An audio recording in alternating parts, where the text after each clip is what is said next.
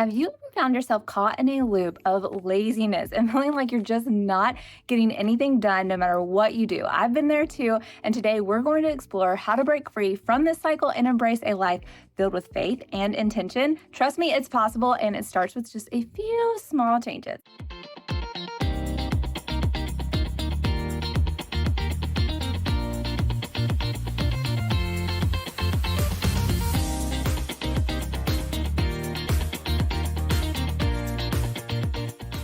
Today's episode is all about transitioning from a lazy girl mindset into one of diligence and success. As Christian moms, our lives are incredibly busy, but we're called to live with purpose and intention, reflecting our faith in everything that we do and leaving a legacy that's worth something behind. I'm here to help you discover practical ways to make that shift.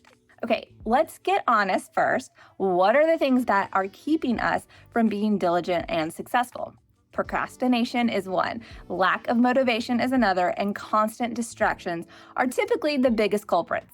According to a recent survey, 80% of people admit to procrastinating regularly, and for us moms, add the endless demands of family life, and it's no wonder we feel completely overwhelmed and stuck. But we don't have to stay there. We can overcome these challenges with just the right mindset and tools. First, we need to talk about the roots of laziness. Laziness often comes from a space of feeling completely overwhelmed or not knowing where to start. So it's like the analysis paralysis. I live in that a lot more than I want to. So for us busy moms, it's easy to feel paralyzed by our long to-do list. Proverbs 12:24 speaks to this in a bit. It says, "The hand of the diligent will rule, while the lazy will be put to forced labor." Yikes.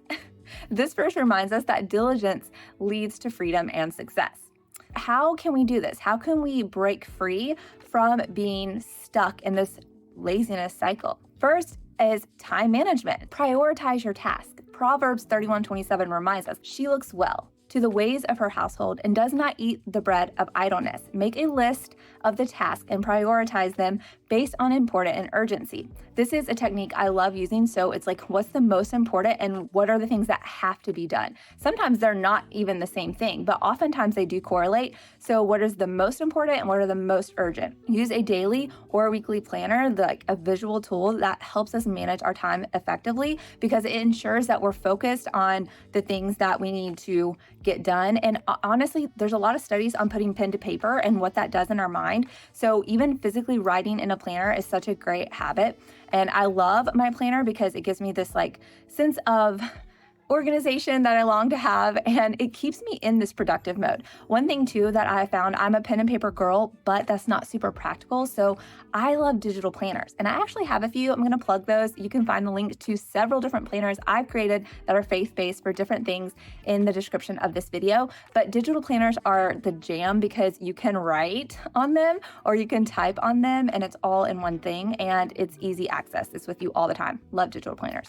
Okay, next, you need to goal set. So setting SMART goals. We've heard this acronym for eternity, but specific, measurable, achievable, relevant, and time-bound. That's what SMART stands for. Jeremiah 29:11 tells us, "For I know the plans I have for you, declares the Lord, plans to prosper you and not to harm you, plans to give you hope and a future." So when we are intentional about the choices that we're making, when we are intentional about our time and the time that we've been given, that is serving the Lord well because we're not sitting idle. We are not allowing things to just happen to us without us having any choice in the matter or making an intentional effort to have it go a certain way. God built all of us with unique skills and gifts, and not to mention his presence that dwells within us. So to limit yourself is really putting a limit on God, and we don't need to do that. God is with us, he's for us, and we can achieve these goals that we set. They may turn out differently than we anticipated, but that's part of the journey too. So breaking down your goals is a big part of setting SMART goals. You want to divide your big goals into smaller, manageable steps. This approach makes it way less daunting and more achievable because it's like you can get a little bit done, but over the course of a week, a month, big progress is made. You just are intentional about breaking those steps down. So if your goal is to start a side business, begin by setting aside 30 minutes each day to work on it, looking things up, getting your ducks in a row, as they say. So you can break really big goals into very small, manageable tasks. The third way to break free from laziness is overcoming procrastination. The 5-minute rule, I love this. Commit to working on a task for just 5 minutes. Starting is often the hardest part, but once you begin, the momentum follows. I've used this technique a million times and it's incredibly useful. One thing I love to do is set timers. So I have Alexas all around my house. I'll easily just call out, Alexa, set a timer for 5 minutes, 15 minutes, 20 minutes, whatever it is for whatever task I'm trying to get done. And it's such a great momentum. And then you hear the chime. And a lot of times I'm in the middle of making progress and I'm like, extend the timer for however many minutes. And you will be so shocked at how much you can truly get done in such a small amount of space. So really try to manage just your the jumpstart of getting it done. Our brain is so stuck in set patterns and it doesn't want to be interrupted. So you have to make the intentional effort to do that.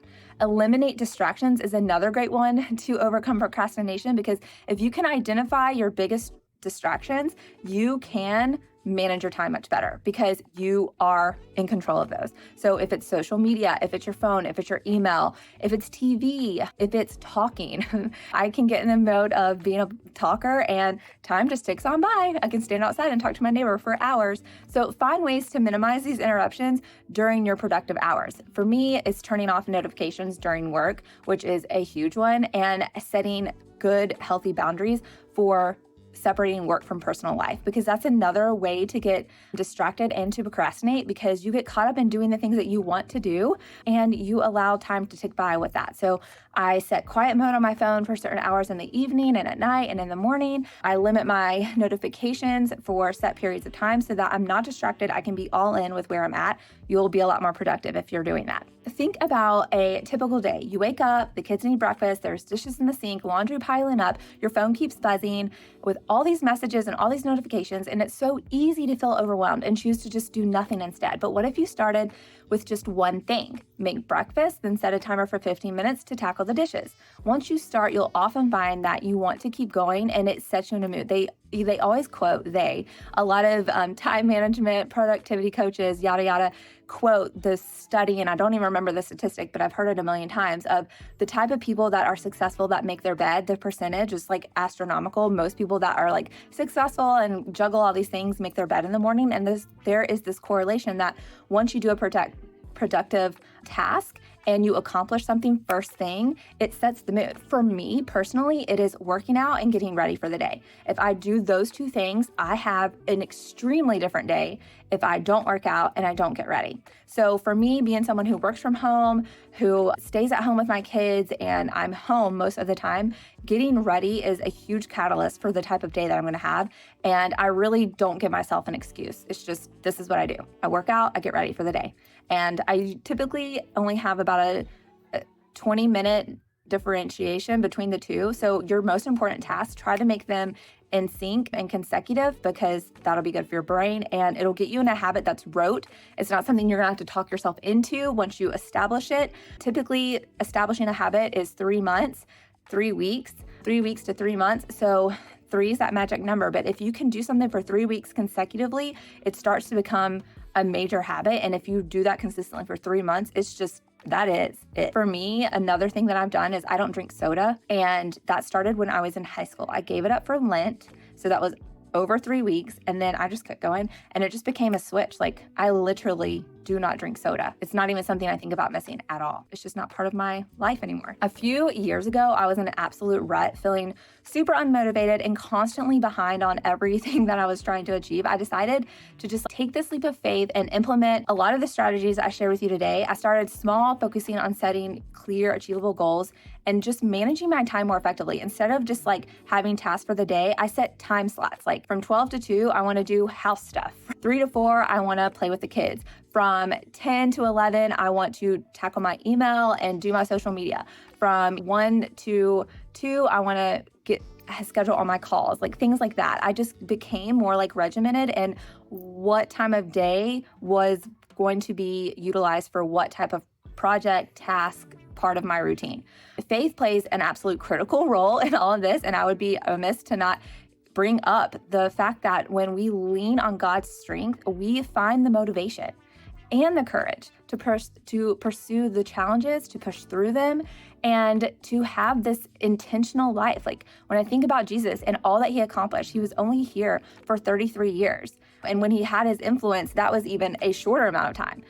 So think about the legacy he had. It wasn't because he had a lot of money, he had none. It wasn't because he had a huge house, he didn't have one. It wasn't because he had a lot of nice cars or nice things, he had none. He relied on God singularly to meet all of his needs through the people that he came in contact with. He was fully reliant on God for all of his provision, and he didn't even write down a single thing that he did.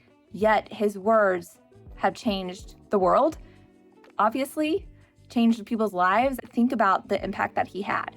And he literally had his mouth in his healthy body. It is important that we recognize the significance of what we're doing here and our grand purpose. Our grand purpose is to love God with all our heart and soul, serve and love others as we do unto ourselves. And when you think about that, how does that play out in everyday life? It plays out in every single way. And as long as we're doing that, no matter in what capacity, in what circumstance, in what scenario, if our ultimate goal is to be a light of Christ, we're serving, we're doing our best. And that's the intention I try to set for my day. I want to do the best that I can because I'm trying to live in a way that my whole day is a worship service to the Lord. Philippians 4:13 says, I can do all things through Christ who strengthens me. We know that one back and forth, but it is so true. So having this mindset that I'm here to accomplish, I'm here to get things done, I'm here to put in my best effort. Sure, there are going to be seasons that we can't do that. There's going to be seasons of grief. There's going to be seasons where we're completely incapacitated due to extenuating circumstances.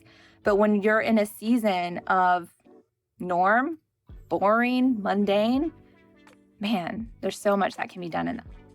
So I know that there's a lot beyond just talking about routines and all that. I'm someone who has dealt with things like anxiousness and all that stuff. I get worried about saying certain medical terms on here, but I'm a person that can relate to that and I understand mental health a lot. And again, I just want to encourage you, lean into the Lord because whatever season you're in, he's there with you. And laziness, idleness is different than extenuating circumstances. Lazy and idleness is a mindset. It is a routine. It's a habit. So we got to break it.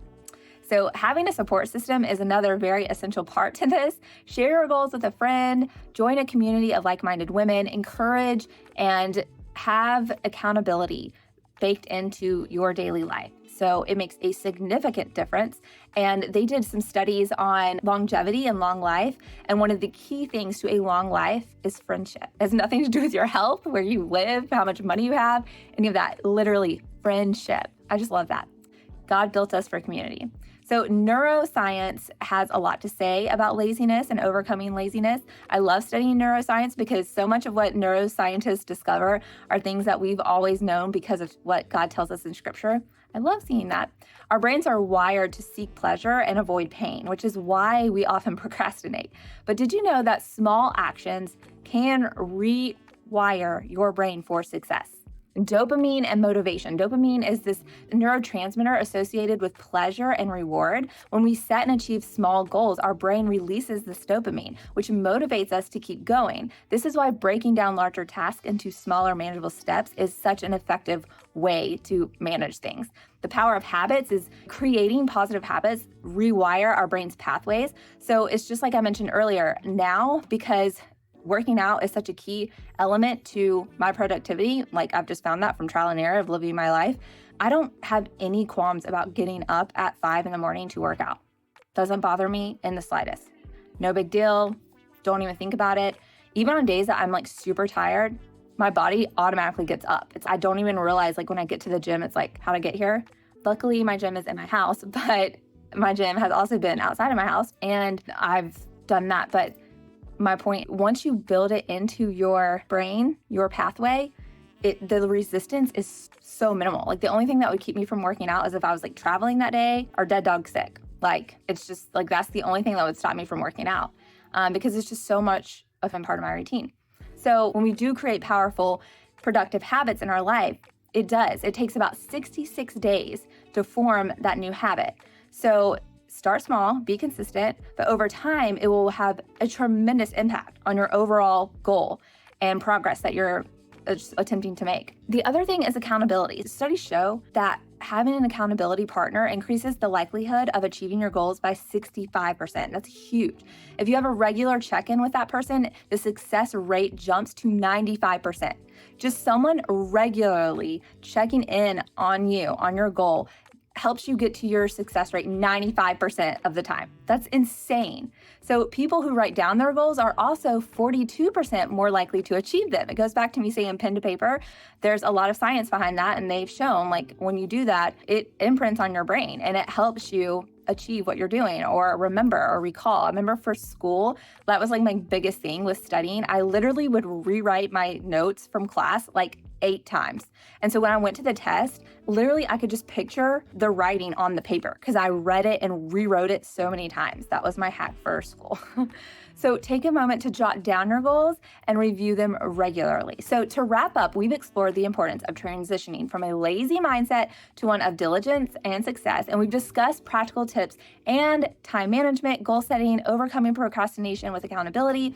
And we've also talked about neuroscience things behind the motivation and why it works. So remember that adopting a diligent mindset is crucial for achieving success and living a life of purpose and intention. Now, I want to hear from you. So make sure you give your tips for staying motivated in the comments below because we can all learn these types of tricks. They help everyone. Share your thoughts and let us know. Be sure to follow along if you like faith, entrepreneurship, personal development, and relatable life. I'm excited that you're part of this community, and I'm looking forward to getting to know each and every one of you.